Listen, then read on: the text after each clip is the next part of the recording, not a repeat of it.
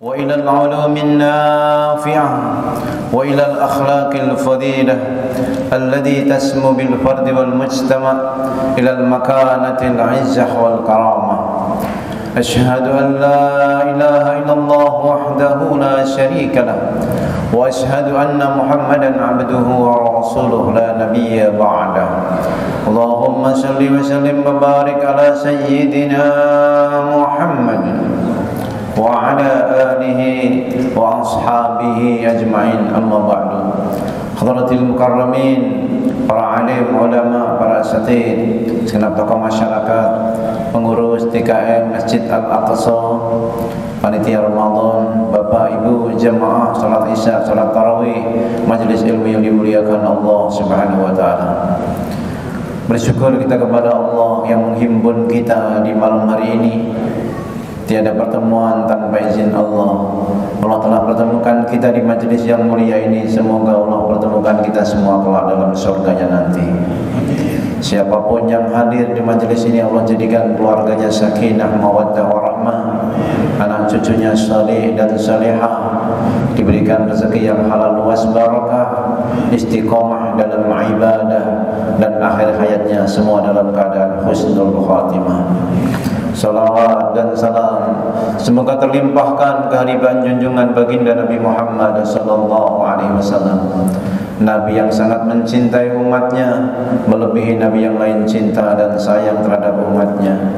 Bahkan beliau merindukan kita umat akhir zaman.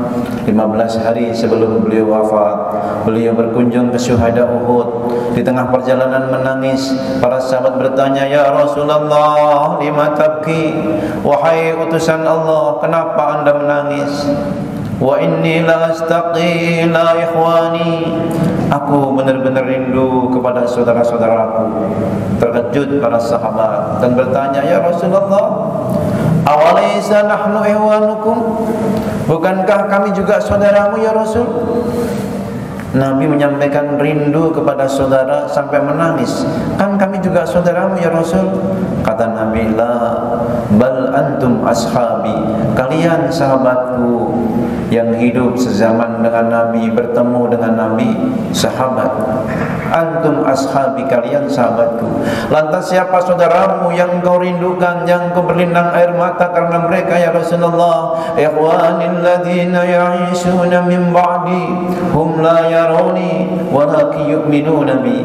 Saudaraku adalah mereka yang hidup sepeninggalku.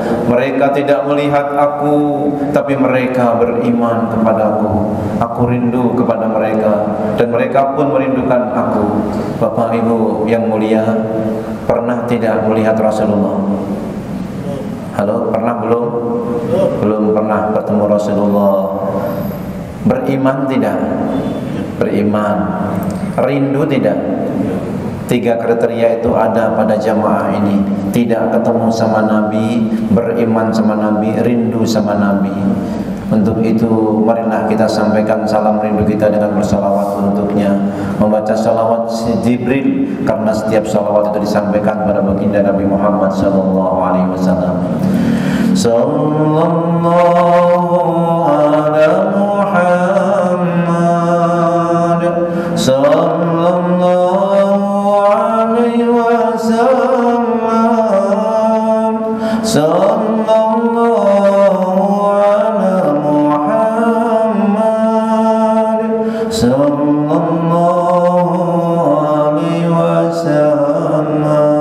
bersama. Sallallahu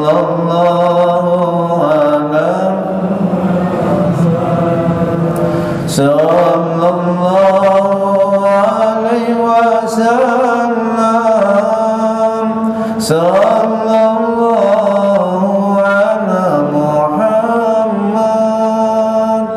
sallallahu alaihi wasallam. Ya Nabi, salam alaika. Ya Rasul, salam alaika. Ya Habib, salam alaika. Salawatullah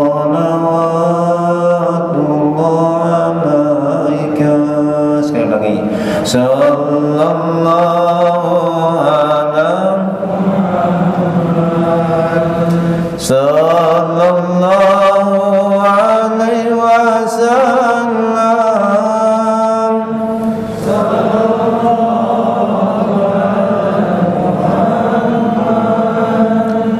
Sallallahu alaihi wasallam. Satu salawat turun 10 rahmat. Allah curahkan 10 rahmat, Allah tambahkan 10 kebaikan, Allah hapuskan 10 dosa-dosa kita, dan Allah angkat 10 derajat kita. Dan dengan itu Nabi akan mengenal kita. Mudah-mudahan kita semuanya dikenal oleh Nabi dan mendapatkan syafaatnya. Amin ya rabbal alamin. Tema yang disampaikan kepada saya tentang sebaik-baik manusia.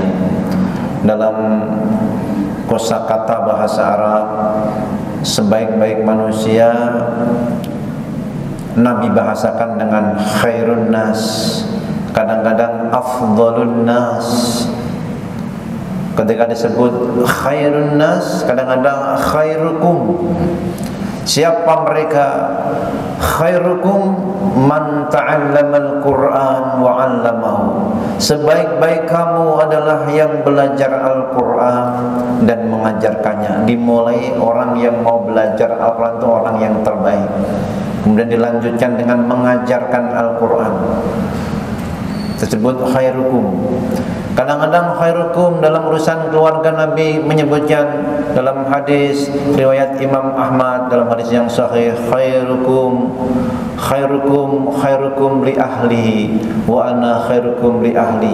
Sebaik-baik kalian yang paling baik kepada keluarganya, yang paling sayang kepada keluarganya, dan aku yang paling baik terhadap keluargaku.